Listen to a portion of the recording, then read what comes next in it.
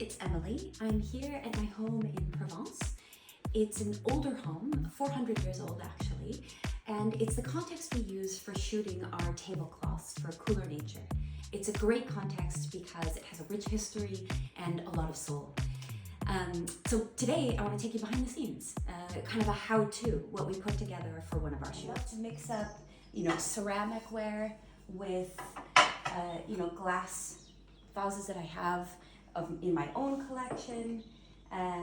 Tiny ones to put next to each place. It adds a nice dimension to the table, some complexity. And then of course the flowers are so important. I'm going to use mimosa, which are the big yellow flowers, but I may add in some ranunculus in English, and add some big bowls with fruit and make the table really full. And it lends a lot of complexity to the shoot. And I've got some antique silverware over here. These are French antique silverware pieces that were given to us from, my mother-in-law actually, who's very good at antiquing. And French silverware is very sweet because it has the initials of the person.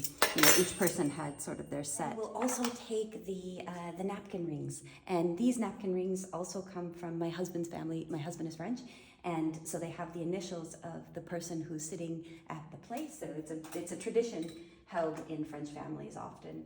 And the napkin rings are often decorative and different for each person. So I'm here in my village in Provence, and just around the corner is a really lovely boulangerie where I'm going to get some croissants and maybe a tarte for the shoot. Alors ça c'est Lila. Bonjour, bonjour tout le monde.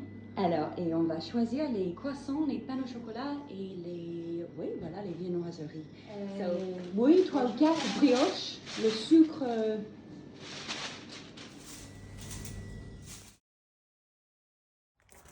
So just getting set up here, we've got our napkin array, of colors, and then we've got various placemats that we'll use with the print. We've got mimosa, which is this very famous flower from the south of France, actually from Australia originally, but brought to the south of France, and now it really covers the Côte d'Azur in February and March, beginning of January as well a bit.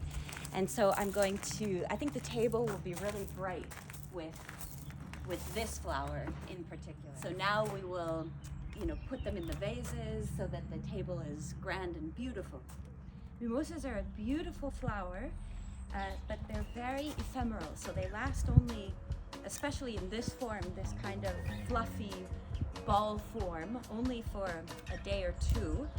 And it's kind of the secret wish of every plant lover, flower lover, to find the way to keep the mimosas bright and beautiful for a bit longer.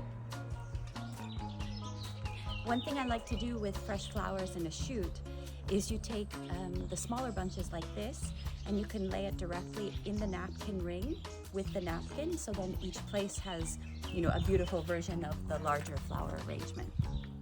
Or in these, smaller vases as well, that works quite well.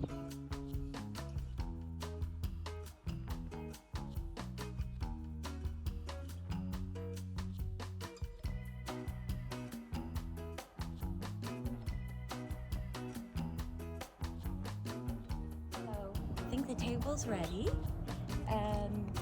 Flowers are big and beautiful. We have a few other elements on the table. Each individual place setting, I just add a touch of mimosa with the double napkin layering, and I think that's a really nice touch.